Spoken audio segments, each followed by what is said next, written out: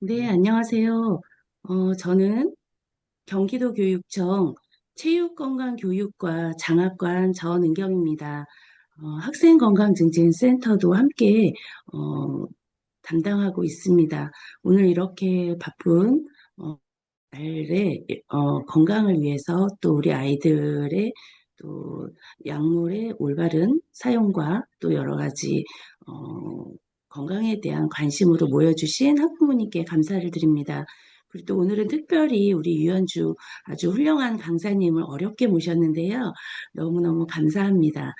저희가 이렇게 아주 저명하고 유명하고 또 훌륭하신 강사님들이 1, 3주마다 이렇게 오시게 됩니다. 그래서 특별히 그 약사회에서 또 약사님으로서 아니면 또 여러 가지 방면으로 다양하게 활동하시고 또 굉장히 그 유명하신 우리 강사님께 강의를 들을 때 많은 도움이 될 거라고 생각합니다.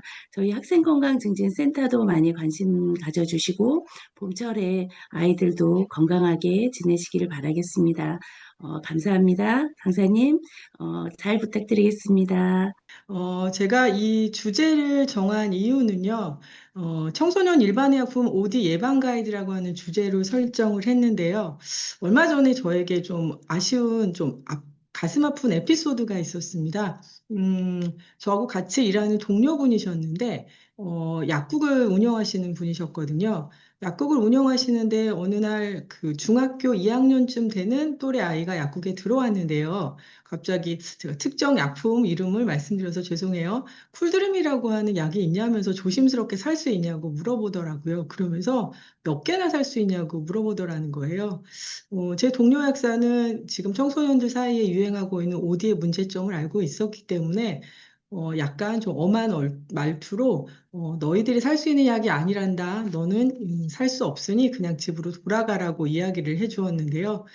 문제는 뭐냐 하면 약사들뿐만 아니라 어머니들도 지금 이 자리에서 참관하고 계신 학부모님도 이게 어떤 문제점인지를 알고 계셔야 한다고 생각이 돼서 강의안을 준비를 했습니다. 조금 더 슬픈 내용은 얼마 전에 제 동료 약사분의 지인의 딸이었는데요. 실제로 오버도즈라고 하는 것의 실제 체험 사례인 거죠. 중학교 1학년 여자아이가 한꺼번에 일반의약품을 열알을 복용을 하고 응급실을 찾아간 예가 있었어요. 이런 사례들을 보다 보니 안 되겠다. 저희가 이제 학부모님들을 대상으로 조금 더 이런 위험성에 대해서 알려드려야겠다라고 생각을 했습니다. 조금 전에 저에 대해서 굉장히 잘 설명을 해주셨는데요. 저는 전형적인 약사는 아니에요. 지금 보시는 것처럼 병원 약사라도 근무를 하고 의약품 관련 회사에서도 일을 하고요. 그리고 학부모님들을 대상으로 강의도 진행을 하지만 실제로는 학생들을 대상으로 의약품 안전사용 교육이나 마약류 오남용 교육을 하는 그런 약사라고 보시면 될 것 같아요. 조금 특이하죠? 전형적으로 약국에만 있는 약사는 아닌데요. 약국 이외의 곳에서 약사가 할 수 있는 일을 찾아서 일을 하는 약사라고 생각해 주시면 좋겠습니다. 제가 좀 서두가 길었나요? 본격적으로 어떤 강의를 할지 말씀을 좀 드리도록 할게요. 오늘 제가 준비한 내용은요, 아무래도 제 직업이 약사니까 약에 대한 이야기를 하지 않을 수는 없을 것 같아요. 약물과 의약품에 대해서. 왜냐하면 지금 어디로 문제되고 있는 것이 일반 의약품이기 때문에 의약품에 대해서 조금 지루하시겠지만 제가 말씀을 좀 드리도록 하겠습니다. 그리고 의도하지 않은 의약품 과다 복용에 대해서도 설명을 조금 드리려고 하고요. 오늘의 메인 주제죠. 가장 문제가 되고 있는 청소년 사이의 그 청소년들 사이에 약물 오남용 유행에 관한 오버도즈에 관한 위험성에 대해서 말씀을 드리려고 합니다. 그리고 구체적으로 청소년주의 의약품이라고 해서요. 과량으로 복용했을 때 문제가 될 수 있는 의약품들에 대해서 조금 설명을 조금 드리려고 합니다. 과다하게 복용했을 때 문제가 되는 약품들의 작용 기전이라든지 실제로 우리 몸에서 어떤 변화가 나타나는지 그런 것들에 대해서 설명을 좀 드리려고 해요. 그리고 가정이나 학교에서 예방 수칙과 그다음에 응급 상황 발생 시 대처 방안에 대해서 간단히 말씀을 드리고 강의를 마무리 지으려고 합니다. 일단은 제가 직업이 약사니까 약에 대한 이야기를 안 할 수가 없어요. 그런 점 양해해 주세요. 여러분들 아마 약이라는 단어 한자로 이 초두머리에 즐거울 낙자가 들어간다는 걸 아시는지 모르겠네요. 원래 약이라고 하는 것은요, 자연계에 존재하는 물질을 가지고 사람을 이롭게 한다는 의미를 가진 뜻으로 소두머리에 즐거울 약자가 들어가요. 사람을 이롭게 했기 때문에 누구나 병을 치료한다든지 예방한다든지 정말 좋은 목적으로 사용이 돼야 하는데 잘못 사용하면 독이 될 수도 있는 것이 약입니다. 약물이라고 하는 것을 저희 약사들이 다루고 있는데요. 약물에 대한 정의도 잠깐 살펴보도록 할게요. 인체에 적용하였을 때 정신적, 신체적으로 변화를 일으키는 물질. 제가 정의 내린 거 아니고요. WHO에서 약물이라고 하는 것의 정의를 이렇게 내리고 있습니다. 저희가 흔하게 약물이라고 이야기를 하면 병원이나 약국에서 사용하는 것만 약물이라고 생각하실 수 있는데요. 실제로 약물 안에는요, 의약품도 포함이 되고요. 중독성 물질에 해당하는 술이라든지 담배라든지 카페인이라든지 또 마약류 등도 모두 다 포함이 되는 것이 약물이라고 보시면 돼요. 저 같은 약사가 가장 많이 다루는 것은 약물들 중에서 의약품이라고 보시면 되는데요.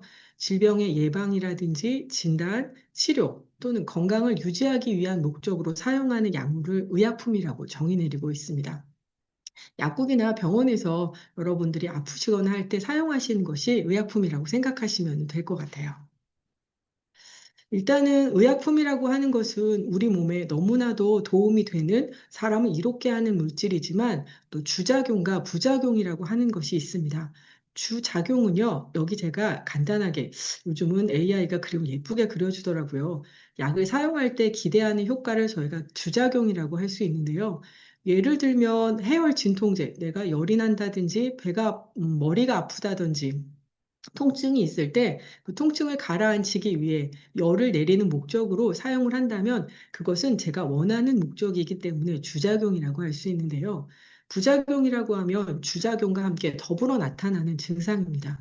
원하지 않았던 증상이에요. 약을 사용할 때 기대하지 않았던 반응이라고 보시면 되겠죠. 음, 근데 제가 원래는 머리가 아프고 열이 내리는 목적으로 약을 복용을 했는데 약을 복용하다 보니 원하지 않게 속이 쓰리다든지 심한 경우에는 간독성과 같은 문제가 생길 수 있는데 이런 것을 저희가 부작용이라는 용어를 사용합니다. 부작용에는 의도했던 부작용도 있고요. 의도하지 않았던 부작용도 있어요. 의도하지 않았던 부작용이라고 하면 여러분들 중에 혹시 땅콩 알레르기라든지 아니면 고양이 알레르기라든지 이런 알러지가 있으신 분들이 계신지 모르겠어요. 저는 개인적으로 쌍둥이 엄마거든요. 딸과 아들 각각 한 명씩 키우고 있는 중학교 2학년짜리 쌍둥이 남매를 키우고 있는 엄마인데요. 같은 날 같은 시각에 태어났지만 딸은 아무런 문제가 없고요. 저희 아들은 고양이 알레르기가 있어요. 저희 아들이 고양이 알레르기가 있는 것처럼 약에도 나의 의도와는 상관없이 그 약과 내 몸이 잘 맞지 않아서 생기는 부작용인데요. 그것은 의도하지 않은 부작용이라고 생각하시면 되겠습니다. 하지만 의도한 부작용도 있어요. 예를 들어 약을 잘못 사용하거나 오용이죠. 아니면 남용이요. 함부로 많이 사용하는 것을 저희가 남용이라는 용어를 사용을 하게 되는데요. 오용이라든지 남용을 하는 경우에 그런 경우에는 의도한 부작용이라고 저희가 이야기할 수 있겠습니다. 약과 독이라는 것이 한 끗 차이라는 거 혹시 아시는지 모르겠어요. 제가 정의 내린 건 아니고요. 현대 독성학의 아버지인 파라셀수스의 경고라고 할 수 있는데요. 모든 것은 독이며 오직 용량만이 약을 결정한다라는 이런 이야기를 했습니다. 약이라고 하는 것에는요. 질병을 낫게 하는 유익한 양이죠. 치료 용량. 일반적으로 저희가 몸을 치료하기 위해 사용하는 용량이라고 이해하시면 되고요. 독성 용량이라고 하면 장기를 손상시키고 생명을 위협하는 용량이라고 보시면 됩니다. 부작용이 나타나기 시작하는 용량으로 쉽게 이해하시면 될 것 같고요. 치사량이라고 하면 정말 생명을 앗아가는 죽음에 이르는 용량을 저희가 치사량이라는 용어를 사용을 하는데요. 모든 약이 개발이 될 때는 치료 용량과 독성에 이르는 용량과 그다음에 죽음에 이르는 용량들을 모두 설정해서 약이 개발되고 있습니다. 요지는 뭐냐 하면 약은 얼마나 많이가 아니라 얼마나 정확히 먹느냐가 핵심입니다. 약이라고 하는 것이 약으로 작용을 하려면 정확한 용량으로 올바르게 투여해야 한다라는 의미고요. 그렇지 않으면 우리 몸에 나쁜 영향을 줄 수 있는 도구로 작용을 할 수 있다는 것을 말씀드리고 싶습니다. 이번에는 좀 다른 이야기를 조금 해볼게요. 이건 정말로 흔한 위험한 실수 중에 하나일 수 있는데요. 의도하지 않은 과다 복용 이야기를 조금 하려고 합니다.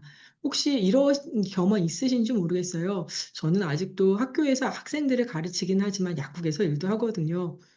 제가 특정 제품, 특정 약품명을 이야기한다라고 해서 절대로 제가 그 제품에 대해서 광고를 한다든지 아니면은 뭐 스폰을 받았다든지 아니면 특정 약품을 폄하하려고 하는 것이 아니라는 것을 여러분들이 조금 기억해 주셨으면 좋겠어요.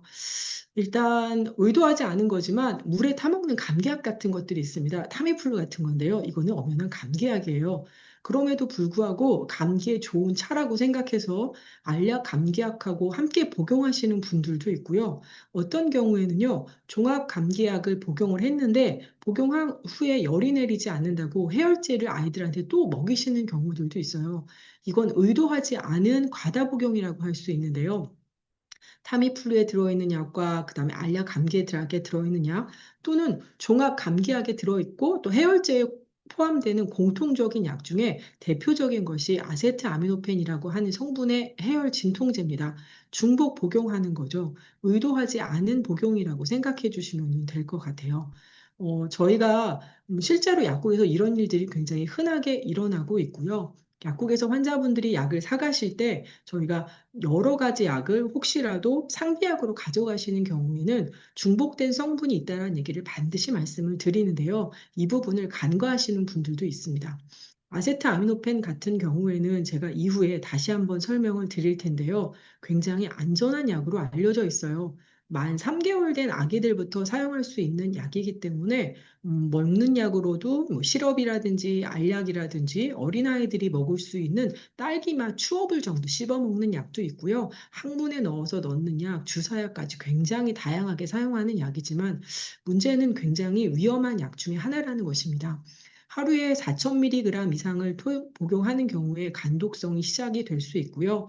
특히나 어린아이들 같은 경우에는 킬로그램당 150mg 이상 복용을 하게 되는 경우에 간세포 파괴가 시작된다라는 연구 결과가 있기 때문에 의도하지 않은 과다 복용인 경우에 매우 안전하다고 알려져 있는 약물이지만 위험할 수 있다는 것 기억해 주셨으면 좋겠습니다.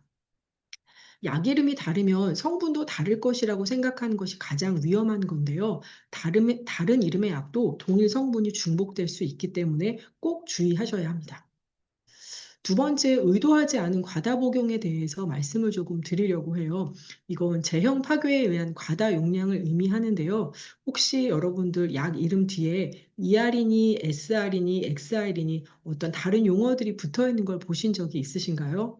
이 약들은요, 하루에 보통 8시간 간격으로 3번 먹는 약들을 하루에 2번이나 하루에 1번, 때로는 어떤 약들은요, 일주일에 1번 먹도록 만들어진 약들도 있고요. 한 달에 1번 복용하도록 만들어진 약들도 있는데요. 특히나 하루에 1번, 하루에 2번 복용하는 약들은 서서히 약물이 방출이 되어서 우리 몸에서 효과가 나타나도록 하는 약물입니다. 이런 약물들 같은 경우에는 몸속에서 12시간 또는 24시간 동안 서서히 방출되도록 설계된 특수 제형이기 때문에 쪼개거나 가루를 내게 되면 12시간치 또는 24시간치의 약물이 한꺼번에 방출이 되기 때문에 매우 위험할 수 있습니다. 아이들이 혹시 알약이 크다고 해서 또는 마음대로 크다고 아이가 못 먹는다고 해서 마음대로 쪼개거나 가루약으로 만드는 경우에 위험할 수 있고요. 의도하지 않은 과다 복용이 생길 수 있다는 부분을 부모님들이 기억해 주셨으면 좋겠습니다. 이렇게 과다 복용하는 경우에 정말로 혈중 농도 상승으로 인해서 음, 심박수 이상이라든지 아니면 호흡 억제라든지 이런 부작용들이 나타날 수 있거든요. 이번에는 좀 의약품의 종류에 대해서 이야기를 해보도록 할게요. 아마 여러분들 다 아시는 내용이시긴 할 텐데, 그래도 한번 꼭 짚고 넘어가야 할 것 같아서 말씀을 조금 드리려고 합니다. 의약품의 종류에는요, 크게 전문의약품이라고 하는 것과 일반의약품이라고 하는 것이 있습니다. 저희가 일반의약품을 OTC, 오버 더 카운터의 약자로 OTC약이라는 단어를 사용을 하거든요. 전문의약품은 의사의 진단과 처방이 반드시 필요한 의약품이고요. 제가 여기 적어놓은 것처럼 양리 작용이나 부작용 위험성 때문에 의사의 전문적인 진단과 감독하에 사용되어야 하는 의약품을 전문의약품이라고 합니다. 대표적으로 혈압약이라든지 당뇨약이라든지 항생제 같은 것들이 포함되는데요. 병원에서 처방전을 받아야만 약국에서 구입 가능한 약이라고 이해하시면 되겠습니다. 전문의약품 같은 경우에는 강한 효능 때문에 오남용 시에 심각한 부작용이 발생할 수 있고요. 대중을 상대로 하는 일반 광고, TV나 신문 등에서 광고한 것을 법적으로 금지하고 있습니다. 이번에는 오늘의 주인공 일반의약품에 대해서 좀 살펴보도록 할까요?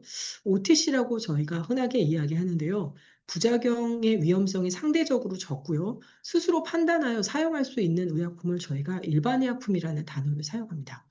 처방전 없이 약국에서 바로 살 수 있고요.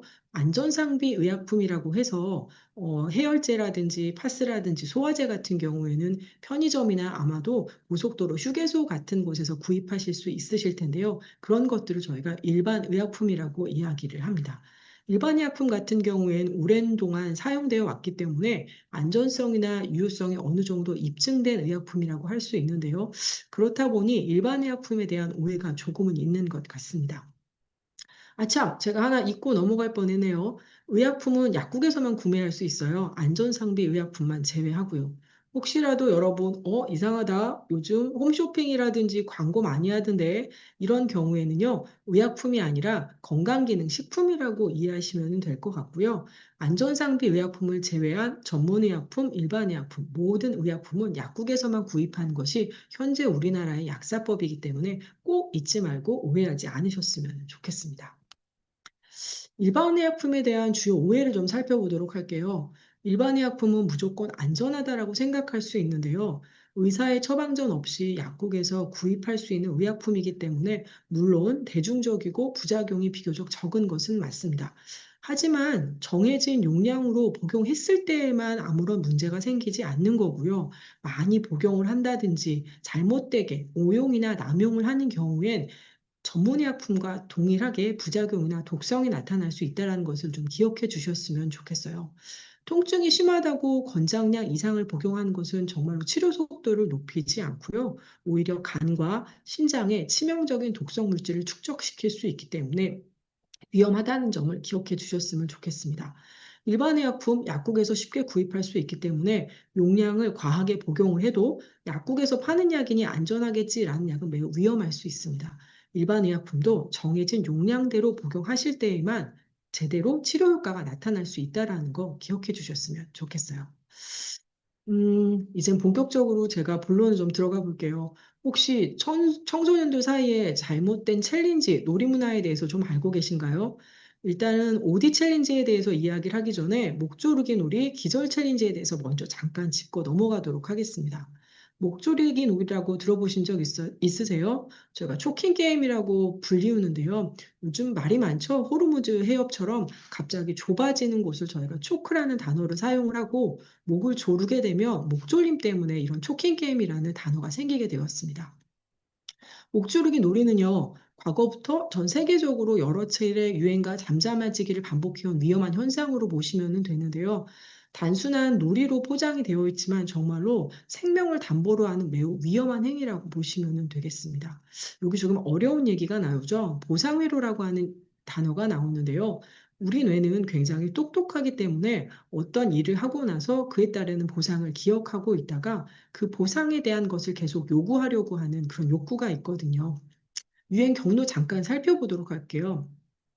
과거에는 학교 내에서 은밀하게 전파되었지만 요즘은 틱톡, 유튜브, 여러분들 아시죠? 쇼츠라든지 이런 SNS를 통해서 챌린지라는 이름으로 급속도로 확산이 되고 있습니다.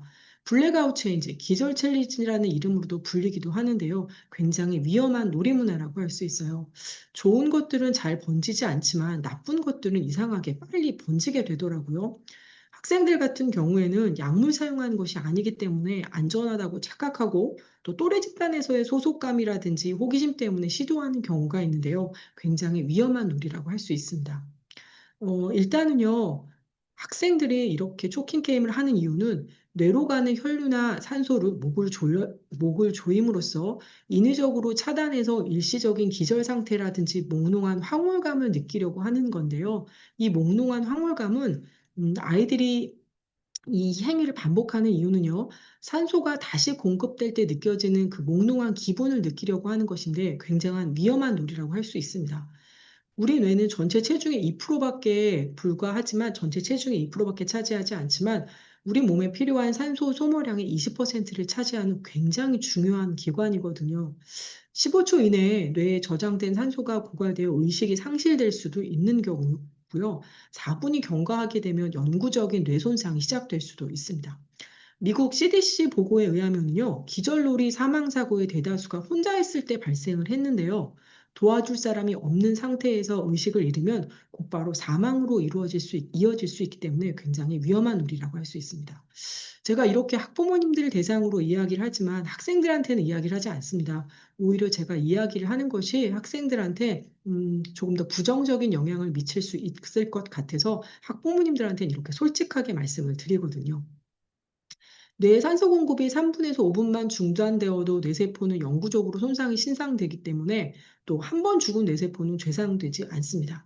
뇌 손상으로 인해서 기억력 감퇴, 학습 능력 저하, 성격 변화 등이 나타날 수 있고요. 음, 더 문제되는 것은 기절하면서 안면 골절이라든지 뇌진탕 같은 것들이 생길 수 있다는 것입니다. 너무나 무서운 위험은 사망이죠. 스스로 목을 조르다가 의식을 잃으면 멈출 수가 없기 때문에 질식사로 이어지는 경우가 있고요.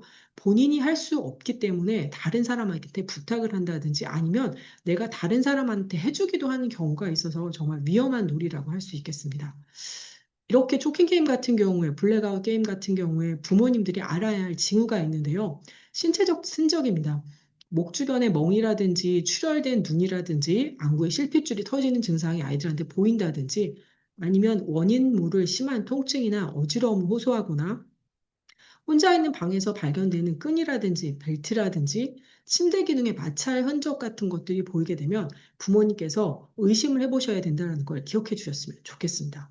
아이가 혼자 있는 방에 비정상적으로 길게 있는다든지 갑자기 공격적인 성향을 나타낸다라고 하면 한 번쯤은 의심해 보셨으면 좋겠어요. 이제 본격적으로 OD에 관한 이야기를 해볼까요? OD는 의학적 과다 복용, 오버도즈의 줄임말입니다. 10대 사이에 은어라고 있어요. OD라고 하면 뽕나무 열매라고 생각하시는 분들 계신지 모르겠는데 그 OD가 아니고요. 오버도즈의 줄임말입니다. 오버도우즈는요, 자살 시도가 아닌 의도적인 환각 체험을 위한 놀이문화라고 할 수 있는데요.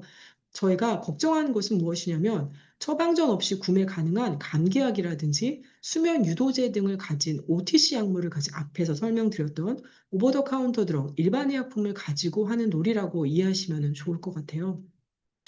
우리나라에서뿐만 아니라 외국에서 우리나라에서 판매하지 않는 약물들을 가지고 와서 학생들이 복용하는 경우들도 있고요. 지금은 국내 일반 의약품으로 판매되고 있는 의약품으로 아이들이 이런 놀이 문화를 하고 있다고 생각하시면 되겠습니다. 최근 청소년들이요, 앞에서 말씀드렸던 뭐 틱톡이라든지 릴스라든지 아니면 쇼츠라든지 SNS를 통해서 일반 의약품에요, 감기약, 진통제, 수면유도제 같은 것들을 과량 복용을 하고 환각을 경험하거나 자해를 시도하는 사례가 급증하고 있고요. 병원에 실려오는 사례들. 앞서 제가 말씀드렸죠. 저희 지인한테도 그런 일이 있었다고요.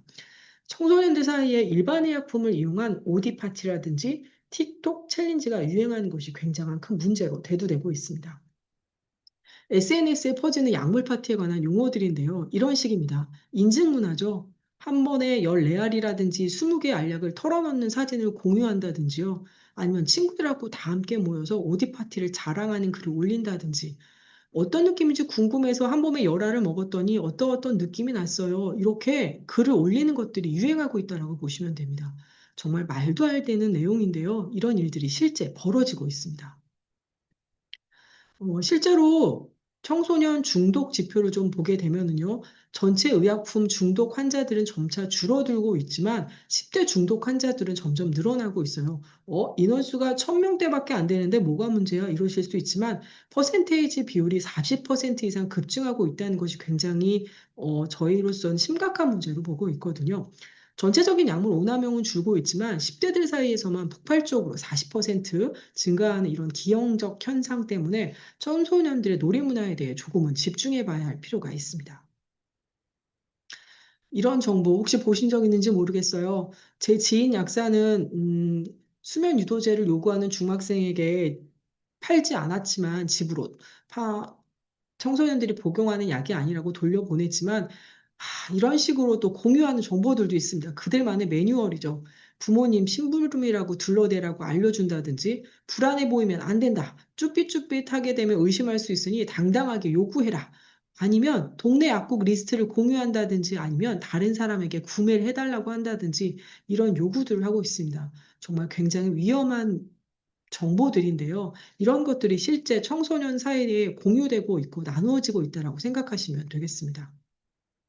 실제로 이렇게 일반의약품을 여러 알 한꺼번에 복용을 하게 되면은요, 허공에 대고 대화를 한다든지 바닥을 기어다니는 행동이라든지 심한 몸떨림 등을 나타내게 되고요.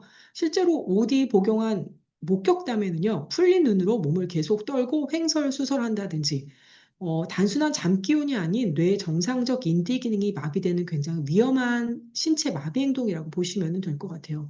그럼에도 불구하고 청소년들은 누군가에게 보여주기 위해서 챌린지라고 하는 잘못된 문화를 통해서 전해지고 있다라고 이해하시면 되겠습니다. 좋은 것들이 전해지면 좋겠지만 이렇게 나쁜 것들이 퍼지고 있다라고 생각하시면 돼요.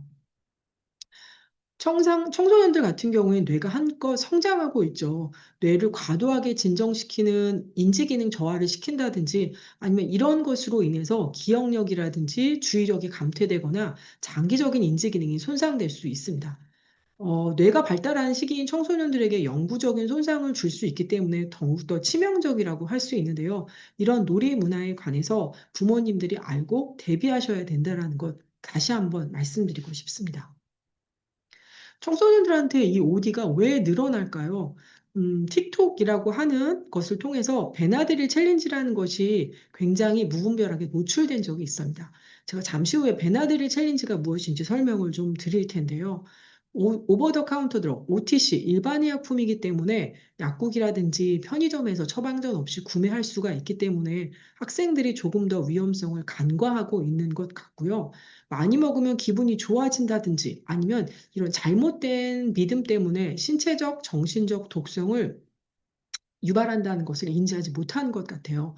청소년들은 내가 이걸 해봤어, 내가 이걸 해봤다라고 하는 것을 자랑하고 싶은 욕구도 있고요. 쉽게 구입하는 약이기 때문에 그 위험성에 대해서 간과하는 부분들도 있고요. 그리고 잘못된 신념으로 인해서 이런 OD 문화가 번지고 있다라고 생각하시면 되겠습니다. 베나드릴 챌린지가 무엇인지 간단히 살펴보도록 할게요. 베나드릴 챌린지는요, 미국에 실제로 디펜히드라민이라고 하는 성분의 약 이름이 베나드릴이었습니다.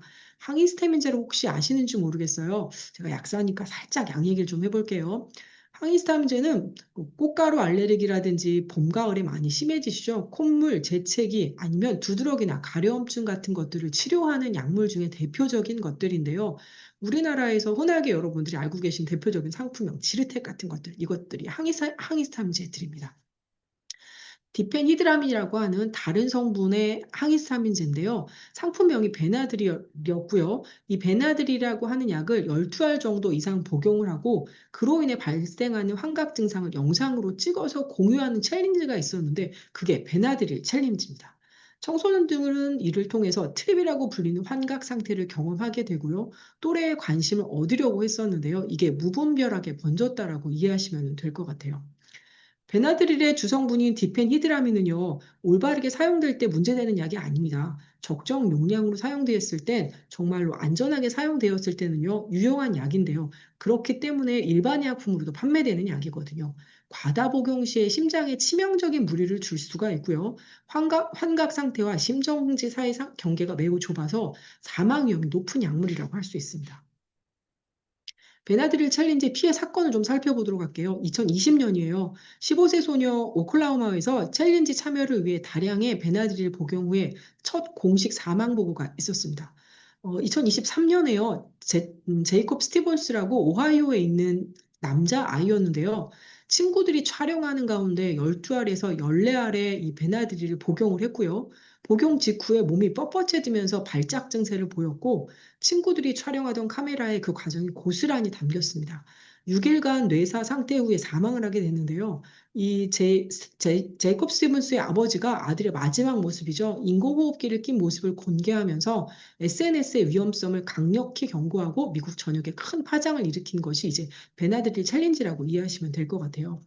2024년, 2025년, 작년, 재작년 다수의 청소년들이 SNS 알고리즘을 통해서 이 챌린지가 다시 유행을 하게 됐고요. 병원 이송이라든지 제 지인의 딸처럼요. 이런 일들이 속출하게 되고 지속적으로 부작용 보고들이 나타나고 있습니다. 이 사진이 조금 전에 말씀드렸던 그 남자아이의 사진입니다. 정상적일 때 사진하고요. 틱톡 총에서 배나들이 챌린지를 통해서 인공호흡기를 끼고 있는 사진을 아버지가 공개했던 사진을 제가 가지고 왔는데요. 결국은 6일 만에 사망하게 되는 굉장히 무서운 결과를 초래하게 되었고요. 이런 상황에 대한민국에 있는 청소년들도 그 위기 상황에 놓여 있다는 것을 여러분들이 기억해 주셨으면 좋겠습니다. 굉장히 위험한 일이죠. FDA에서는 드럭 세이프티 커뮤니케이션이라고 해서 베나드릴 챌린지를 통해서 문제가 있는 것을 알게 됐고요. 이런 경고 문구까지 제시했습니다. 과다 복용 시 심장 문제, 발작, 혼수 상태 또는 사망을 초래할 수 있다. 경고 대상은요, 틱톡 등 소셜미디어를 통해 확산되는 베나드릴 챌린지 참여자와 보호자들한테 이야기를 했는데요. 디펜히드라민이라고 하는 일반 의약품이에요. 고용량을 복용할 경우 심박수가 비정상적으로 빨라지는 심부정맥, 심각한 발작, 그리고 간 손상이 즉각 발생할 수 있음을 경고했습니다. 권고사항으로는요, 베나드릴을 포함한 모든 일반 의약품은 반드시 라벨의 복용 지침을 준수할 것, 정해진 용량대로 복용해야 된다는 것을 이야기하고 있고요. 어린아이의 손이 닿지 않는 곳에 약물을 잠가서 보관할 것을 권고사항으로 이야기하고 있습니다. 또한 SNS 플랫폼을 통해서 유해한 콘텐츠들이 확산되는 것을 즉각 차단하도록 경고하고 있는데요. 그만큼 문제가 심각했다라고 이해하실 수 있으시겠죠. 제가 말이 좀 빠르지 않은지 모르겠네요. 이번에는 2025년 12월 30일에 대한약사회에서 청소년 주의 의약품으로 나왔던 의약품들 여러분들한테 좀 알려드리려고 합니다. 제가 앞서 말씀드린 것처럼 지금부터는 우리나라에서 판매하고 있는 약품에 대해서 직접적으로 말씀을 조금 드릴 건데요. 문제는 뭐냐 하면 제가 이 약품에 대해서 약품들이 나쁜 약입니다라고 말씀드리려고 하는 것이 아니라는 것을 꼭 기억해 주셨으면 좋겠어요. 이거는 주의해 주세요. 이런 것들에 대해서 부모님들께서 조금은 조심해 주세요라는 의미로 말씀을 드리는 거지 실제 약품명을 이야기한다라고 해서 이상하게 생각하지 않아 주셨으면 좋겠습니다. 일단 약이라고 하는 것은요, 앞에서 말씀드린 것처럼 치료 효과를 나타내는 세라피우틱 윈도우라는 것이 있어요. 이게 넓으면 넓을수록 안전한 약이라고 할 수 있고요. 부작용이 나타나는 용량과 그 다음에 치료가 나타나지 않는 용량 사이의 그 간격이 넓으면 넓을수록 안전하다고 생각하시면 되겠죠. 이 안전력이 좁은 약물일수록 위험한 약물인데요. 약물 같은 경우에 중요한 약속이 있어서 빨리 나아야 하니까 하나를 더 먹는다든지 아니면 몸에 좋지 않으니까 약은 세 번 먹지 말고 한 번만 먹는다든지 이것도 나쁜 일입니다. 또 하나씩 먹기 귀찮으니까 세 알을 한꺼번에 먹는다든지 이런 것도 굉장히 위험한 일일 수 있는데요. 실제로 청소년 주의 의약품으로 2025년 12월 30일에 공개된 청소년 주의 일반 의약품에 대해서 하나하나 살펴보도록 하겠습니다. 그 전에 여러분들 졸리시죠? 아침부터 고생하실 것 같아서 제가 영상 하나 준비했어요. 야, 야, 이거 어딨어? 어딨어? 이거 붙이는 거, 이거 붙이는 거.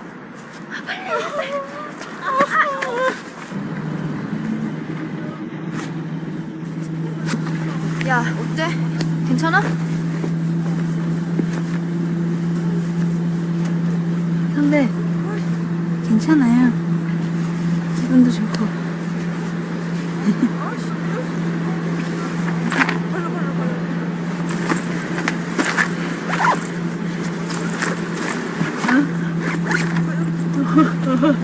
공룡이다. 공룡이 경고하네.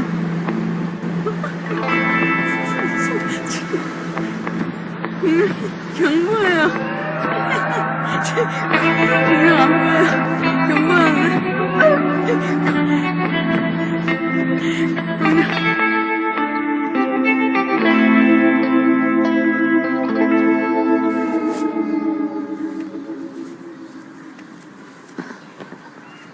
야, 야, 이만보, 정신 차려. 미안하다. 야, 야, 야, 팔. 왜 그래? 지금 말씀드리려고 하는 오디하고는 전혀 상관없는 내용인데, 걷기왕이라고 하는 영화에서 멀미약을 과다 복용, 과다 사용하는 그런 사례가 나온 적이 있습니다. 혹시 이 조금 전에 보여드린 동영상에서 어떤 내용이 나왔는지 혹시 기억하세요? 한 친구가 심은경이죠. 심은경이라는 그 영화 배우가 귀에다가 그 멀미약, 붙이는 멀미약을 하나를 붙였는데 아마 멀미를 심하게 한 것 같아요. 그 멀미약은 실제로 약의 효과가 나타나려면 차를 타기 전 4시간 전에 붙여야 되는데 아마 그러지 못했던 모양입니다. 약사가 설명을 제대로 못했을 수도 있겠고요. 그 이후에 멀미가 심하니까 친구가 아마 더 많이 붙이게 했는데 혹시 몇 개를 붙였는지 기억하시나요? 주신 분 있는지 모르겠네요. 10개를 붙였습니다. 10개를 붙인 이후에 환각이라든지 환시라든지 이걸 보게 되는 것을 잠깐 엿볼 수가 있는데요. 멀미약이지만 하나를 사용했을 땐 멀미를 가라앉히는 효과가 나타나게 되지만 여기 나와 있는 것처럼 한꺼번에 10배 용량을 사용하게 되는 경우엔 환각이나 환시나 선망과 같은 굉장히 위험한 현상이 나타날 수 있습니다. 자, 디펜히드라민부터 살펴보도록 할까요? 쿨드림, 드림굿, 슬리펠, 단자민 이런 약품명 실제로 판매되는 약품입니다. 디펜히드라민이라고요. 우리나라에서 수면 유도제로 판매하고 있습니다. 수면제는 아니고요. 일반 의약품으로 판매 가능한 수면 유도제인데요. 잠이 오는 사람들을 위해서 사용하는 의약품입니다. 이 의약품은요. 원래 조금 전에 제가 말씀드렸던 것처럼 방히스타민제라고 해서 알레르기라든지 아니면 콧물 재채기 아니면 두드러기 같은 것들을 증상을 완화시키기 위해 개발되었던 약이 맞는데요. 워낙 졸음이라고 하는 부작용이 심하다 보니까 현재는 가려움증이나 알러지와 같은 증상에는 거의 사용하지 않고요. 졸음이 너무 심한 것을 이용한 수면 유도제로 사용하고 있습니다. 효과사항 내 연령 금기는 만 15세 미만으로 되어 있고요. 앞서 베나드릴 챌린지에서 말씀드린 것처럼 10대들이 환각을 위해서 과량 복용 후 발작이나 사망한 사례가 해외에서 많이 알려진 것이 디펜히드라민 제제들입니다. 우리나라에서도 마찬가지예요. 수면 유도제, 디펜히드라민 성분의 약물을 과다 복용하고 자살 시도하는 경우가 있고요. 국내 오디파티 환각의 주요 원인으로 지금 자리 잡고 있습니다. 제가 강의 시작하기 전에 제 친구, 동료 약사 얘기 말씀드렸죠. 이 성분이었어요. 이 수면 유도제 성분을 몇 개나 살 수 있는지를 중학생 친구가 와서 이야기를 할 정도니까 얼마나 지금 청소년들 사이에 많이 알려진 제품인지 알려진 성분인지 여러분들 추측하실 수 있으실 겁니다. 독성 기전과 주요 부작용 잠깐 살펴볼까요? 저희가 항콜린 작용이라고 해서 조금 어려운 단어가 나오는데요. 선망이라든지 환각이라든지 인지기능 저하가 나타날 수 있고요. 호흡곤란으로 인해 사망할 수 있습니다. 또한 심장의 독성으로 인해서 심정지라든지 맥이 빠르게 뛰는 빈맥 증상들도 나타날 수 있거든요. 굉장히 흔하게 모든 약국이 다 가지고 있는 약이고요. 오해하시면 안 되는 게 정용량으로 사용하실 때 이런 부작용이 나타나지 않습니다.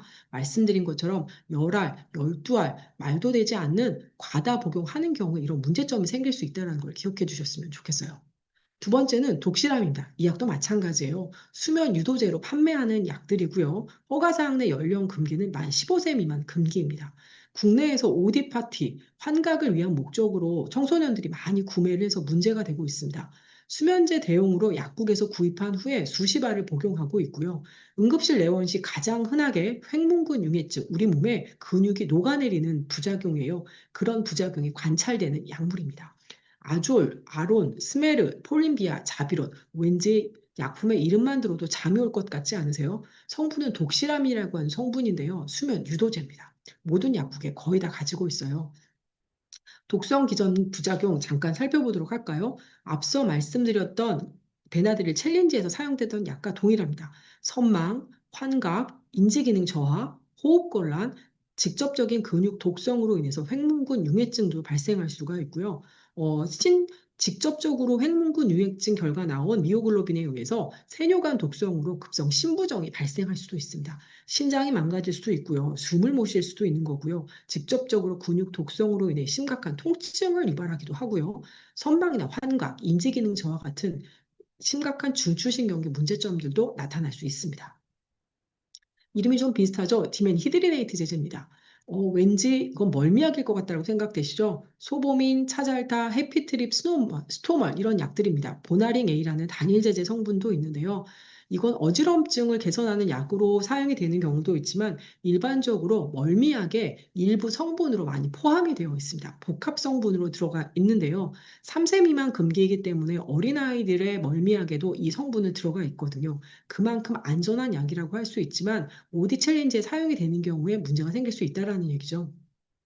청소년에게 환각을 목적으로 반복 남용한 증례가 다수 보고되고 있고요. 이 약물들도 청소년들이 주의해야 되는 약물 중에 하나입니다. 앞서서 나왔던 부작용과 동일한데요. 선망이라든지 호흡 곤란이라든지 빈맥이라든지 이런 증상들이 나타날 수 있습니다. 이 약들이 나쁜 약들이 아니에요. 멀미했을 때 당연히 복용해야 되는 약, 멀미를 예방하기 위해서 반드시 사용해야 되는 약들인데요. 이렇게 10배 이상의 용량을 사용하는 경우에 문제가 될 수 있다는 거 여러분들 간과하지 않아 주셨으면 좋겠습니다. 항콜린 작용이라는 얘기가 많이 나와서 제가 살짝 좀 잘난 척하려고 그림을 좀 넣어봤어요. 항히스타민제라고 하는 것은요, 우리 몸에서 알러지 반응이라든지 이런 것들이 나타나지 않도록 도와주는 그런 약이라고 생각하시면 되는데요. 부작용으로 항콜린 작용이라는 게 나타날 수 있습니다. 항히스타민제, 1세대 항히스타민제에 조금 전에 멀미약이라든지 아니면 수면 유도제로 사용하는 약품들의 부작용이라고 할 수 있습니다. 그림이 조금 작아서 조금 큰 그림으로 가져온 게 있어요. 항콜린 작용인데요. 수면 유도제나 멀미약들을 함부로 많이 과다 복용하는 경우에 어떤 문제점이 생길 수 있느냐. 물론 정상적인 용량에서도 예민하신 분들 같은 경우에 문제가 될 수 있지만 지금 이야기하고 있는 건 청소년들 사이에 OD 이야기이기 때문에 과다 복용하는 경우로 좀 이야기를 넘어가 보도록 할게요. 보시는 것처럼 안구건조증이라든지 시야가 흐려진다든지요. 아니면 여기 나와 있는 것처럼 입이 마르고 감염이 된다든지 아니면 소변 조절이 잘 되지 않는다든지 오른쪽에 있는 중추신경계 뇌에서 나타나는 반응을 조금 더 주의 깊게 봐주셨으면 좋겠어요. 어, 정상적으로 집중할 수 없고요. 불안에 떨고요. 기억력이 떨어지고요. 인지 능력이 손상되고요. 환각이라든지 환시라든지 낙상과 같은 증상들이 흔하게 나타날 수 있습니다. 항콜린 부작용입니다. 지금 아이들이 오디오 용도로 사용하고 있는 수면 유도제라든지 멀미약들이 이런 증상들이 유발될 수 있기 때문에 굉장히 위험하다고 볼 수 있거든요. 심장 독성도 마찬가지입니다. 부정맥을 유발할 수가 있고요. 당연히 위장관에서의 그 폐쇄라든지 구역 구토라든지 이런 증상들도 유발될 수 있습니다. 이번에는 다른 약이에요. 덱스트로메토일판이라고 감기약 성분 중에 하나인데요. 아마 여러분들 굉장히 유명한 감기약들 제가 다 가져와서 한두 번쯤은 들어보셨을 것 같아요. 기가에이, 레피콜, 코프, 콜데원, 테라플루, 콜드, 하벤, 화이트벤, 화콜, 기침 감기약입니다. 그래서 기침 감기약으로 되어 있는 약이나 종합 감기약 중에 기침 감기약으로 되어 있는 약이나 또는 종합 감기약 성분으로 덱스트로메톨판이라고 하는 성분이 많이 포함이 되어 있어요. 허가사항 내 연령 금기는 2세 미만인데요. 사검인 오남용 사례 좀 살펴보도록 할까요? 굉장히 유명한 약이에요. 1990년대 러미라라는 상품명인데요. 청소년들이 다량 복용, 환각, 사망사고 많이 발생했었습니다. 이때 제가 병원에 근무하고 있었는데 러미라 정말로 위험한 약이었었거든요. 10대들이 덱스트로메톨판 함유 감기약을 수십 정을 복용을 한다든지 술과 함께 복용하는 놀이가 유행을 됐었는데요. 굉장히 위험한 일입니다. 우울증약과 덱스트로메톨판을 같이 복용하는 사례들도 국내에서 보고가 됐었고요. 현재 OD 열풍으로 인해서 덱스트로메톨판 함유 기침약을 과량 복용 후에 학생들이 수백 건의 후기를 올리고요. 환각, 호흡 억제 경험을 공유하는 그런 증상들이 나타나고 있습니다. 덱스트로메톨판의 주요 부작용과 기전을 좀 살펴보면요. 유체 이탈감이라든지 환각이라든지 안구 진탕이라든지 호흡 억제라든지 이런 증상들이 나타날 수가 있거든요. 감기약 성분으로 사용하면 매우 좋은 약입니다. 기침 가래를 가라앉히는 매우 좋은 약 성분인데 많이 복용하게 되면 문제가 된다는 거죠. 감기약도 문제가 될 수 있다는 거 기억해 주세요. 아세트암노펜입니다. 제가 앞서서 말씀드렸죠. 만 3개월 된 아기들도 사용할 수 있는 약이라고요. 하지만 해열 진통제로 단일제로도 많이 판매가 되고요. 종합감기약의 대부분의 성분이 아세트암노펜 성분입니다. 사고 및 오남용 소례 좀 살펴보도록 할까요? 국내에서 청소년 자살 시도 중 아세트암노펜이 1위입니다. 편의점 판매 허용 후 접근성 증가로 인하여 자주 사용하게 됐고요. 나쁜 예후 환자가 아세트암노펜 과다 복용이 가장 흔합니다. 일일 최대 복용량은 4,000mg이에요. 여러분들이 약국에서 판매하는 아세트암노펜 성인 기준으로요. 한 알에 500mg짜리나 650mg짜리 보시게 될 텐데요. 일일 최대 용량이 4,000mg이고요. 아세트암노펜이 포함되어 있는 단일 제제 해열 진통제나 또는 종합 감기약에는 이런 문구가 있습니다. 일일 최대 용량 4,000mg을 초과해서는 안 됩니다. 매일매일 술을 석 잔 이상 복용하시는 분들은 복용하시면 안 됩니다. 간독성이 있기 때문에 간장 질환이 있는 질환분들은 주의해 복용해야 됩니다. 이런 문구들이 들어가 있거든요. 모든 약에 다 들어가 있어요. 혹시라도 아세트아미노펜이 들어가 있는 성분에 제가 말씀드린 문구가 안 들어간 게 있으면 저한테 신고해 주세요. 저 포상받을 수 있습니다. 뿐만 아니라 여러분들 혹시 다이어트 처방약 복용해 보신 적 있으신가요? 다이어트 처방약 중에 슈가린, 슈가파니스, 아페린, 이지다이트, 에카신이라고 하는 약분들이 있는데요. 다이어트 보조제로 사용되는 종합 감기약 성분입니다. 아세트아미노펜과 에페드린과 카페인이 들어있는데요. 우리 몸에서의 어떤 대사작용을 증강시키는 효과를 이용해서 다이어트 보조제로도 사용이 되거든요. 감기약으로도 사용이 됐지만 다른 목적으로도 처방되는 약물이기 때문에 굉장히 저희가 위험성을 간과하는 경우가 있는데 요것도 위험할 수 있다는 거 기억해 주셨으면 좋겠어요. 말만 하면 너무 재미없죠. 그래서 제가 영상 하나 준비했어요. 열심히 준비는 했는데 잘 모르겠어요. 아니, 너 안색이 왜 이래? 수아, 세상에, 수혁아, 너 열나잖니? 이 상태로 시험 볼 수 있겠어? 엄마, 그냥 스트레스예요. 저 안색이 안 좋아 보이는데요. 그냥 진통제나 몇 알 주세요. 요즘 봐.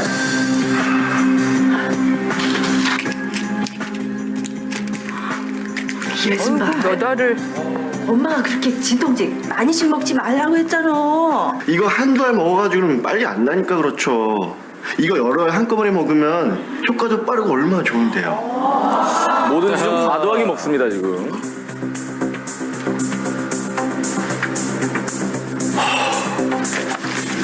입사 시험 내내 심한 두통 증상은 사라지지 또 않는데 먹어요. 결국 통증을 가라앉히기 위해 진통제를 복용하게 된다. 다음 세 분 들어오세요. 자, 드디어 꿈에 그리던 대기업의 최종 면접일. 감사합니다. 본인이 꼭 입사해야 하는 이유가 뭡니까? 제가 기사에 입사해야 그런데 제가 기사에 꼭 입사. 괜찮아요? 피를 토했어요. 아저씨. 여기가 아저씨? 어디예요? 어허. 여기가 뭐 하는 곳이에요? 제가 이 영상은 아침에 하는 어떤 프로그램에서 제가 가지고 온 영상인데요. 보시는 것처럼 지금 간독성 증상, 해열 진통제를 복용 후에 나타나는 해열 진통제 증상에 대해서 이야기를 하고 있습니다. 잠시만요. 제가 화면이 좀 넘어가 버렸네요. 죄송해요.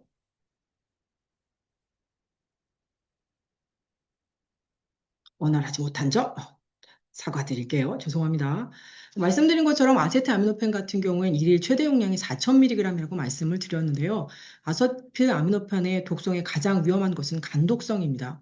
조금 전에 영상에서 보신 것처럼 피를 토한다든지 저희가 식도 정맥류 출혈이라고 이야기를 하는데요. 간독성으로 인해서 간과 식도 사이에 연결된 혈관 부분에 정맥류가 생기게 되고 그게 터지는 증상으로 피를 토하는 걸로 보시면 되고요. 그리고 여러 개의 알약을 복용하고 나서 면접 당일날 여기가 어딘지 못 알아보는 광경을 보셨죠?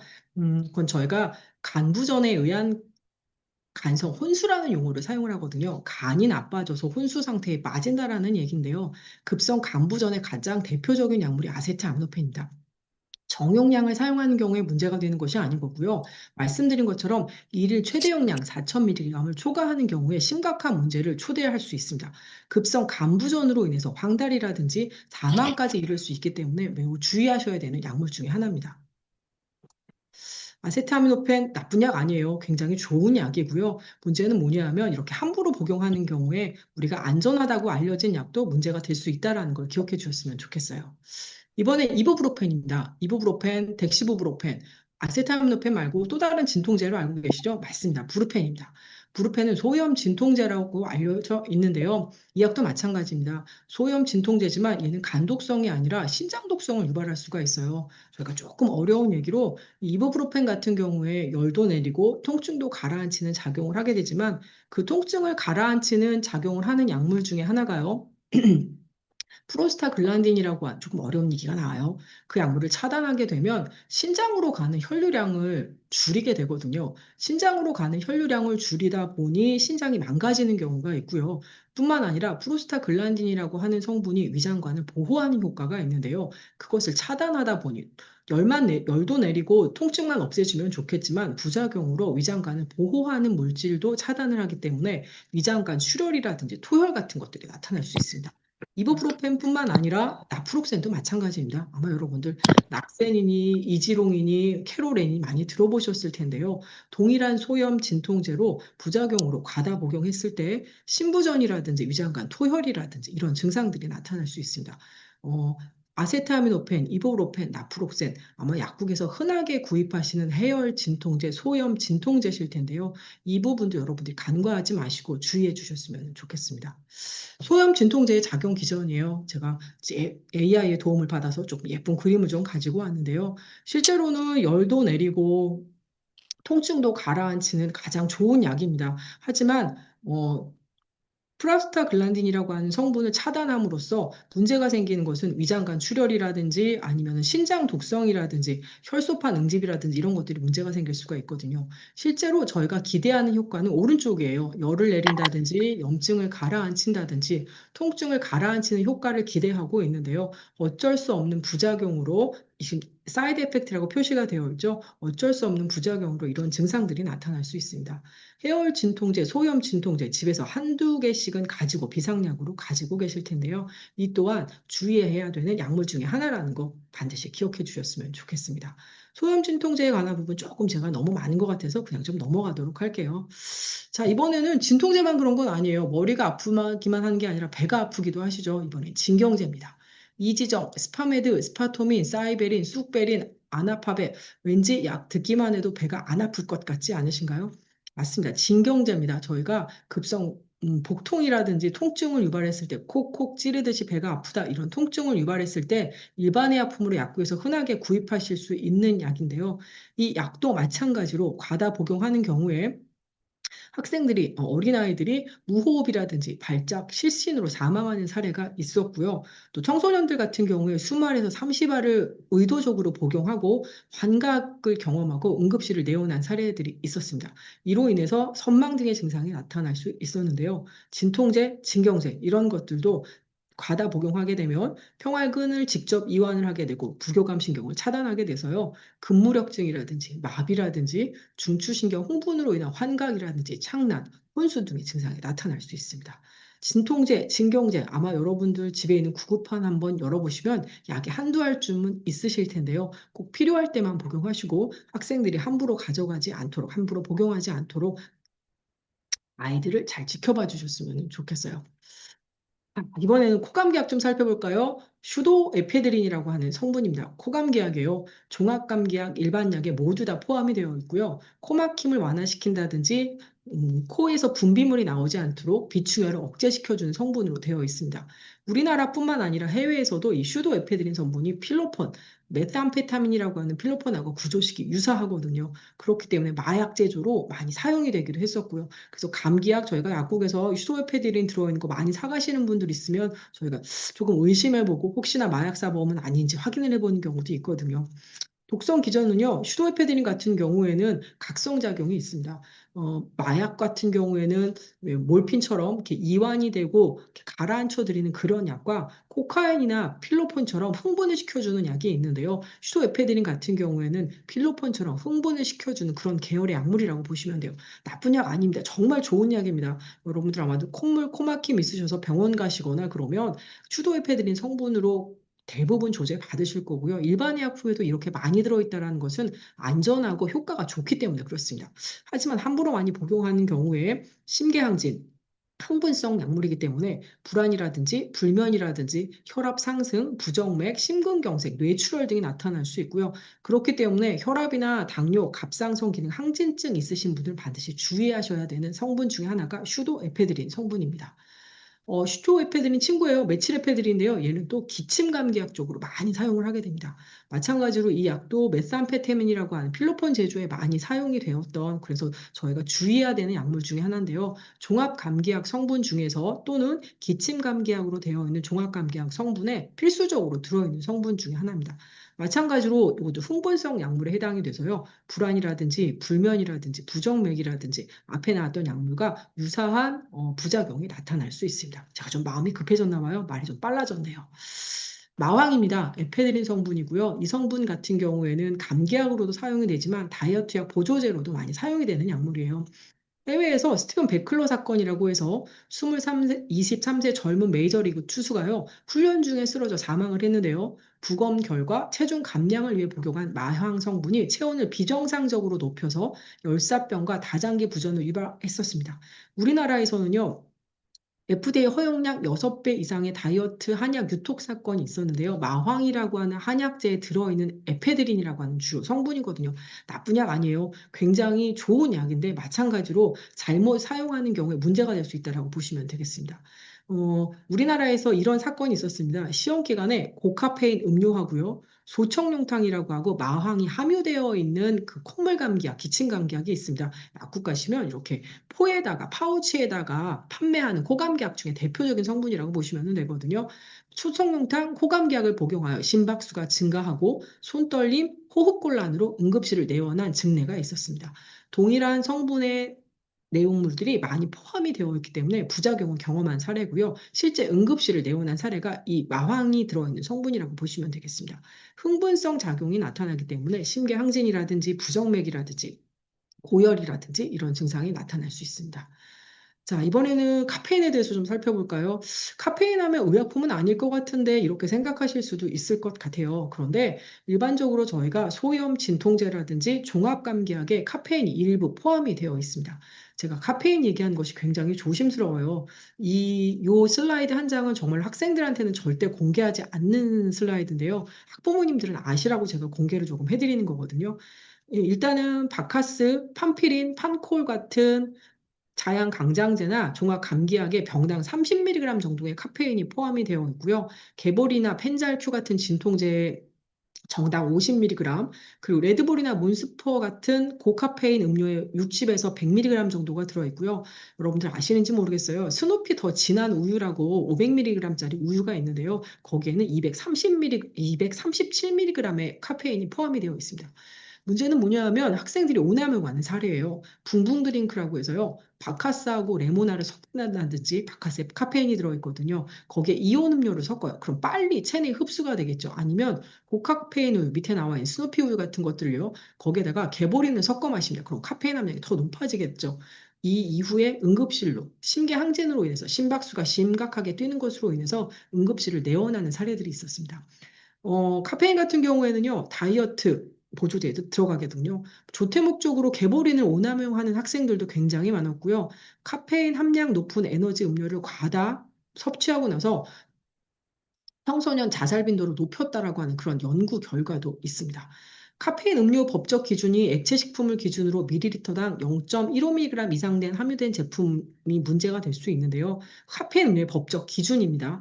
문제는 뭐냐 하면 의약품에도 카페인이 많이 포함이 되어 있고요. 이걸 이용해서 학생들이 잘못된 용도로 사용해야 된다는 걸 기억해 주셨으면 좋겠어요.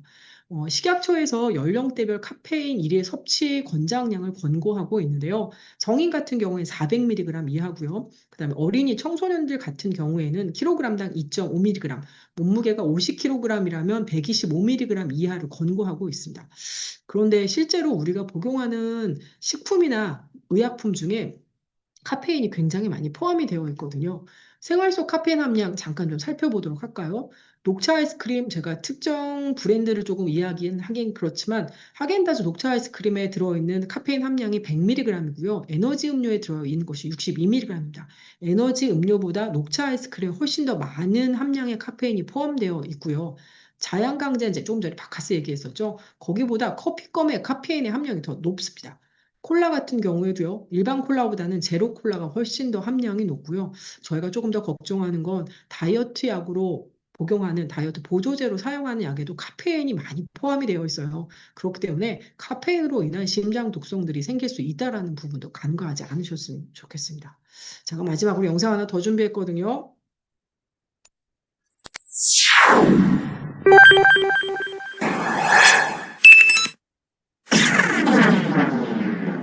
우리 생활 속에 깊이 자리하고 있는 카페인, 그 현장 속으로 들어가 보시죠. 중학생 A양의 하루를 통해 청소년이 하루에 복용할 수 있는 카페인의 양을 측정해 보기로 하겠습니다. 먼저 청소년의 일일 카페인 권장량은 125mg으로 임산부 권장량의 절반도 안 될 정도로 낮습니다. 먼저 A양이 아침에 일어나서 학교에 가서 1교시가 끝나고 자판기에서 커피 한 잔을 마십니다. 점심 급식 시간이 끝난 후에 다시 오후에 졸릴 것을 대비해서 습관처럼 다시 커피 한 잔을 마십니다. 오후에 친구들과 초콜릿을 사서 한 개씩 먹습니다. 저녁이 됐습니다. 저녁을 먹고 학원 근처 커피 전문점에서 아메리카노 한 잔을 마십니다. 내일부터는 기말고사 준비에 들어가야 합니다. 늦게까지 공부하려면 카페인의 힘을 빌려야 하기 때문에 다시 에너지 음료 한 병을 마십니다. 이렇게 A양이 아침부터 저녁까지 섭취한 카페인의 양은 총 345mg이 됩니다. 청소년 일일 카페인 권장량 125mg의 2배가 넘습니다. 176%나 더 많은 카페인을 섭취한 것입니다. 청소년뿐만 아니라 아마 여러분들도 하루에 복용하시는 카페인 함량을 조금은 생각해 보셨으면 좋겠습니다. 마지막입니다. 트리프롤리딘이라고 하는 코감기약인데요. 이것도 마찬가지로 코감기약, 트리프롤리딘이라는 감기 함량을 10배에서 15배에서 10배 복용한 환자가 응급실을 내원하고요. 여기가 어디인지, 진압력이 여기가 어디인지, 몇 시인지, 내가 지금 무엇을 하고 있는지 못 알아보는 걸 저희가 진압력 장애라고 이야기하는데요. 진압력 장애라든지 환시라든지 급성 정신병 양상을 보이는 국내 사례가 있었습니다. 트로프룰린도 굉장히 흔하게 사용하는 코감기 약이고요. 일반 의약품으로 판매되는 제품 중에 하나입니다. 여기까지 청소년 주의 의약품으로 판매될 수 있는 오버 더 카운터 드럭 일반 의약품에 대해서 설명을 좀 드렸고요. 만약에 우리 아이들이 이런 증상을 보인다면 부모님들께서 다시 한번 좀 주의하셔야 되는데요. 신체 변화입니다. 동공이 유난히 크거나 작거나 또는 술을 안 마셨는데 비틀거린다든지 또는 간독성의 증상으로 피부 황달, 피부가 노랗게 변하는 증상을 보인다든지 또는 장소나 시간을 혼동하거나 횡설 수설한다든지 이상한 것이 보인다거나 들린다거나 한다든지 아니면 소지품에서요 가방이나 쓰레기통에 대량의 빈 약포지가 발견된다든지 이런 경우에는 정말로 OD 파티를 한 것은 아닌지 한 번은 여러분들께서 의심해 보셨으면 좋겠고 주의하셨으면 좋겠습니다. 학교나 가정에서 예방을 해야 되는 3대 수칙이 있는데요. 약장 관리입니다. 대용량의 진통제나 상비약으로 많이 가지고 계실 수 있으실 텐데요. 대용량의 진통제나 수면 유도제는 아이들이 쉽게 꺼낼 수 없는 곳에 보관해 주셔야 되고요. 자연스럽게 SNS에서 유행하는 놀이 중에 잘못된 놀이가 있다라는 거, 그 위험성이 얼마나 큰지에 대해서 이야기해 주실 수 있으셨으면 좋겠습니다. 앞서 제가 그 독성학자 이야기했었죠. 약은 정해진 약보다 더 많이 먹으면 독이 된다는 사실을 분명히 아이들에게 인지시켜 주셨으면 좋겠습니다. 만약에 이런 일이 생기면 안 되겠지만 응급 상황이 발생할 수도 있잖아요. 그런 경우에 어떻게 해야 되는지 좀 살펴보도록 하겠습니다. 만약에 즉시 이런 응급 상황이 발생하게 되면요. 119에 신고하셔야 되고요. 예를 들면 의식이 없거나 이상 증세를 보이면 지체 없이 도움을 요청하셔야 되고요. 두 번째, 복용약물을 확보하셔야 됩니다. 나이가 어떤 약을 먹었는지 얼마나 먹었는지를 알아야 하기 때문에 빈 포장지를 찾아서 병원에 가져가셔야 하고요. 세 번째, 가장 주의하셔야 할 것 중에 하나인데요. 억지로 구토를 시키시면 안 됩니다. 오히려 구토를 시켰을 때 위장관으로 넘어간 흡수된 약 중에 일부가 식도라든지 위를 더 자극할 수도 있고요. 또 강산인 위산에 의해서 식도가 더 손상받을 수 있기 때문에 억지로 구토시키시면 안 되거든요. 성분에 따라서 구토가 기도 폐쇄를 유발하거나 식도를 통해 나와야 되는데 기도로 들어갈 수 있게 되면 흡인성 폐렴이라든지 문제가 생길 수 있거든요. 성분에 따라서 구토가 기도 폐쇄나 추가 손상을 유발할 수 있기 때문에 억지로 구토는 시키지 않도록 하시는 것이 응급 상황 발생 시 대처 방안 중에 하나라고 보시면 되겠습니다. 아세타미노펜 같은 경우에는 초기 증상이 없어도요, 과량 복용 시 반드시 병원에 가야 하는데요. 이런 것들 한 번쯤은 기억해 주셨으면 좋겠습니다. 제가 준비한 건 여기까지고요. 혹시라도 여러분들 질문 있으시면 질문을 받고 제가 마무리를 조금 지으려고 하는데요. 제가 준비한 게 여러분한테 좀 도움이 되셨는지 모르겠습니다. 이제는 질문을 받고 마무리를 조금 지으려고 합니다. 질문 있으시면 채팅창을 통해 해주셔도 되고요. 그럼 제가 아는 대로 좀 설명을 좀 드리도록 할게요.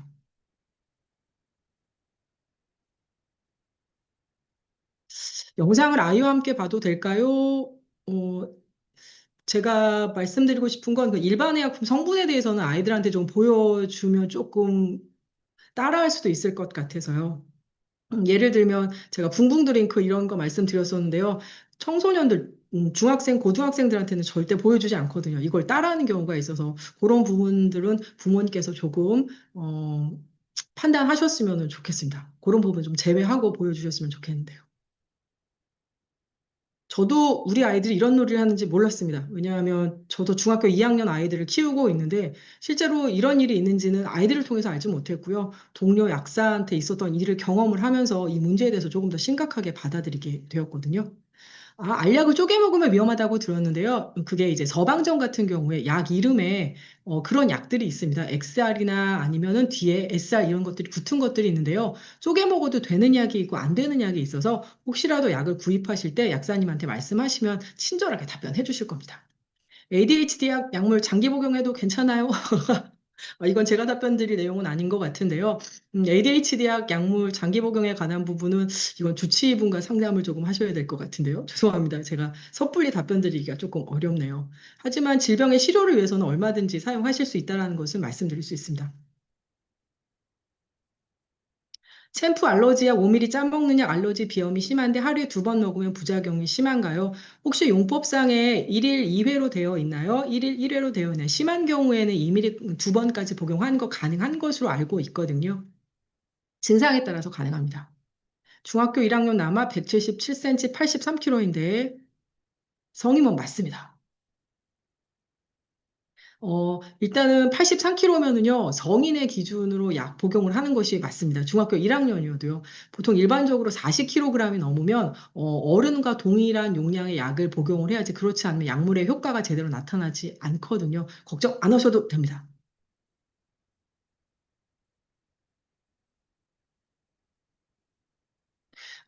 지금 제가 말씀드리고 싶은 건 바나를 쪼개서 먹여도 되는 약인지 아닌지 확인을 해보셨으면 좋겠고요. 그리고 일반적으로 증상에 따라서 2배나 3배 이상의 용량을 처방하는 경우도 있습니다. 8세 챔프 비염약과 챔프 코감기약 같이 먹여도 되나요? 안 됩니다. 비염약, 코감기약에 있는 성분을 다시 한번 확인을 좀 해보셨으면 좋겠는데요. 제가 조금 전에 말씀드린 것처럼 동일 성분이라든지 동일한 기능을 하는 약이 코감기약의 비염약으로 포함되어 있을 수 있기 때문에 그렇습니다. 만약에 텀을 두고 먹이셔야 된다면 이거는 둘 중에 한 가지를 먹이시는 경우에 8시간 이상의 간격은 두셔야 될 것 같은데요. 제가 챔프 비염약과 챔프 코감기약 성분을 다시 한번 좀 확인을 해봐야겠지만 안에 들어있는 동일한 기능의 약간 동일한 효능의 약이 포함되어 있을 것 같아서 같이 복용하시면 안 될 것 같습니다. 꽃가루 알러지가 심한데 알러지 일반약 사용 설명서에 보면 1일 1정까지인데 하루 2정을 먹으면 안 되나요? 네, 맞습니다. 1일 1회 복용하라고 하는 이유는요, 24시간 동안 약을 복용하셔도 되는 약이기 때문에 그렇고요. 이게 약용량에 정해진 대로 복용하시는 게 좋을 것 같아요. 왜냐하면 일반 의약품이기 때문에 제가 섣불리 말씀드리기는 어렵지만 정해진 용량대로 복용하실 것을 권장드리고 싶습니다.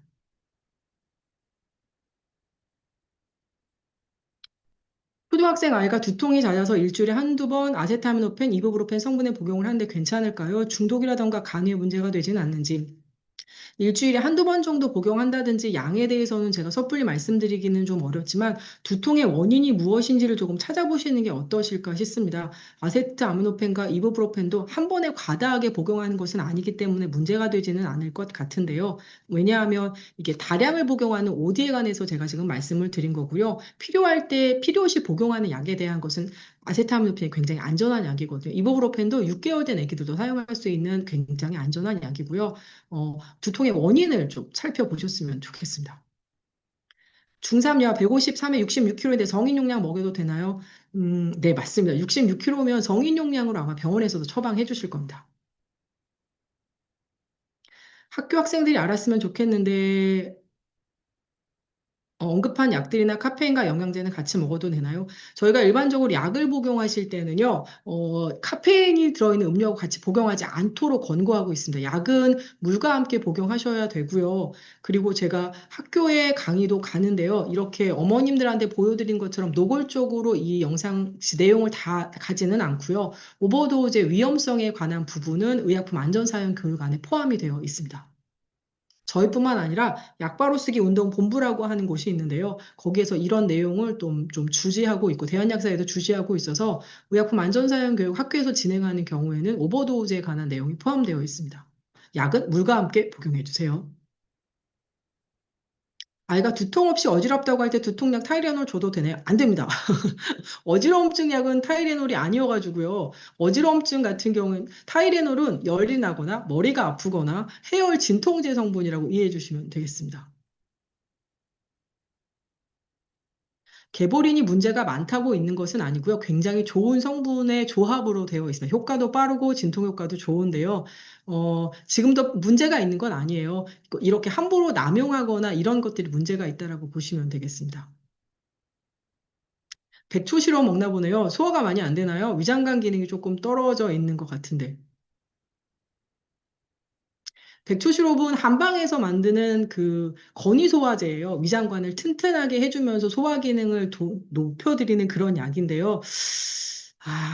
몇 살인지 모르겠네요. 지금 백초 시럽 같은 경우에는 제가 안전성에 관한 부분을 조금 말씀드리기가 좀 그렇지만 위험하거나 그런 약은 아니거든요. 그리고 과다 복용하는 게 문제가 되는 것이지 정용량을 복용했을 때 약이 문제가 되지는 않습니다. 건강보조제 우유에 함께 섭취해도 되나요? 안 됩니다.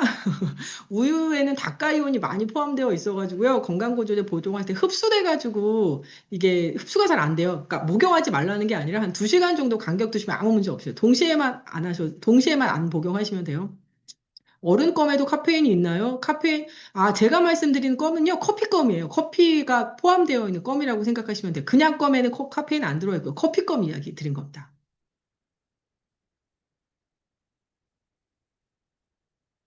아세타민노펜 굉장히 안전한 약 맞고요. 말씀드린 것처럼 과다 복용하지 않는 경우에 정용량을 복용하시는 경우에 문제가 되지 않습니다. 말씀드린 것처럼 3개월 된 아기도 사용할 수 있는 약입니다. 백초 11살입니다. 얼마나 자주 먹이시는지 모르겠는데 백초 굉장히 안전한 약이에요. 더 어린 애기들도 먹습니다. 정용량 먹이시면 괜찮습니다. 어지럽다고 할 때 무슨 약을 복용하나요? 어지러움의 증세가 여러 가지가 있는데요. 빈혈도 어지러움 증세가 나타날 수가 있고요. 귀에 이상이 있을 때도 어지러운 증상이 나타날 수가 있어요. 그래서 어지러움의 원인이 무엇인지를 조금 찾아보시는 게 좋을 것 같습니다. 제가 죄송하지만 의사는 아니어서 어지러움이 뭐 때문에 발생하는지를 딱 이렇게 단호하게 말씀드리지 못해서 너무 죄송합니다. 남용하지 않으면 다 안전한 건가요? 오용과 남용, 잘못 사용하거나 함부로 많이 복용하지 않으셔야 된다라는 얘기고요. 오늘의 주제는 학생들이 의도해서 과량으로 약 복용하는 부분에 문제가 되는 부분을 설명드리려고 하는 겁니다. 말씀드린 것처럼 모든 약이 다 안전하진 않습니다. 부작용이 나하고 약하고 저하고 잘 맞지 않아서 생기는 부작용도 의도하지 않은 부작용도 생길 수 있고요. 의도한 부작용, 지금 이렇게 과다 복용하는 경우에 문제가 될 수 있기 때문에 그렇습니다. 드시지 말라는 게 아니고요. 동시에 드시지 말라는 얘기예요. 그러니까는 같이 복용하시지 말라는 얘기지, 드시지 말라는 얘기가 아닙니다. 건강보조제 두유도 함께 마시면 안 되나요가. 왜냐하면 그 칼슘이나 이런 것들이 다가이온이거든요. 그래서 다른 약물하고 이렇게 붙어버려요. 그래서 약의 흡수가 떨어지기 때문에 시간차를 두고 드시라고 말씀을 드리는 거고요. 어떤 약들 같은 경우에는 우유 같은 것에 의해서 pH가 변화돼서 덜 녹는 경우가 있어요. 그래서 복용하실 때는, 동시에 복용하실 때는 가급적이면 물하고 복용하시는 것이 좋습니다. 제가 특정 스프레이를 추천해드리기가, 약을 추천해드리기는 조금 어려운데요. 오늘의 주제는 오버도우즈라는 부분을 생각해 주셨으면 좋겠습니다. 신랑이 매일 아스피린 하나씩 먹으면 좋다고 하던데요. 괜찮나요? 아마 이분은요, 소염 진통제로 복용하신 아스피린이 아니고 아스피린 100mg 항혈전제로 복용하시는 용량이라면 매일 복용하시는 게 맞습니다. 아스피린 100mg은요, 그 뇌졸중이라든지 심근경색이라든지 이것을 예방하는 목적으로 뇌혈관 질환이나 심혈관 질환이 있으신 분들 경우에 혈전이 생기지 않도록 도와드리는 목적으로 많이 복용하는 약 중에 하나예요. 그래서 아마 러시아 사랑님의 남편분은 그 100mg짜리 세열 진통제 목적으로 사용하시는 것이 아니라 항혈전제 목적으로 드시는 것을 이야기하시는 게 아닐까 싶습니다. 우유에 비타민 드롭 한 달 넣어 마시면 칼슘 흡수에 도움이 된다는데 맞는 정보인가요? 왜냐하면 비타민 D하고 우유는요, 비타민 D는 칼슘의 흡수를 우리 몸에서 도와주는 것은 맞는데요. 복용하실 때는 저는 권장하진 않습니다. 저는 복용하실 때는요. 음, 제가 그 지역이 용인이에요. 그래서 용인 지역에서 용인 지역에서 이제 신청하시는 분들 중에 제가 신청하는 학교에서 가는 경우가 있습니다. 생리통이 심할 경우 사이레놀 두세 알까지 한 번에 먹어도 되나요? 두세 알 한 번에 안 되죠. 너무 많이 먹는 거 아닐까요? 두세 알이면 1500ml 한꺼번에 먹는다는 얘기인데 용량이 너무 많은데요. 칼슘의 흡수를 비타민 D가 도와주는 것은 맞습니다. 근데 저는 모든 약은 우유라든지 그 다른 음료하고 복용하는 것을 권장하지 않는 약사 중에 한 명이라고 생각하시면 될 것 같아요. 부족한데 열심히 들어줘서 너무너무 감사드리고요. 그리고 여러분들에게 조금이라도 도움이 되는 강의였으면 하는 바람이 있습니다. 감사합니다.